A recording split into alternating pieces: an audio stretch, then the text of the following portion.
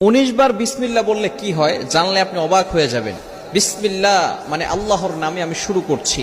পবিত্র কোরআনুল কারীমের ভিতরে সর্বপ্রথম কিন্তু আল্লাহ তাআলা বিসমিল্লাহির রহমানির রহিম দিয়ে শুরু করেছেন, ঠিক কি না? বিসমিল্লাহির রহমানির রহিমের ভিতরে অনেক ফজিলত রয়েছে। 19 বার পড়লে এর গুরুত্বপূর্ণ একটি ফজিলত রয়েছে। ওমর রাদিয়াল্লাহু তাআলা আনহুর যুগে রোম সম্রাট একবার ওমর রাদিয়াল্লাহু তাআলা আনহুর কাছে এসে হাজির হলেন। বললেন, ইয়া আমিরুল মুমিনিন খলিফাতুল মুসলিমিন, আমার মাথায় প্রচন্ড ব্যথা। ওমর রাদিয়াল্লাহু তাআলা আনহু এমন একটা টুপি সেই রোম সম্রাটকে দান করলেন।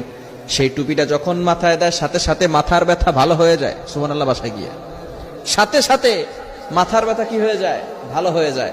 আবার যখন সেই মাথার টুপিটা খুলে ফেলে আবার তার মাথা ব্যথা হালকা হালকা শুরু হয়। এবার সকলে অবাক হয়ে গেল সেই টুপির ভিতরে কি আছে। ওমর ইবনুল খাত্তাব রাদিয়াল্লাহু তাআলা আনহু টুপি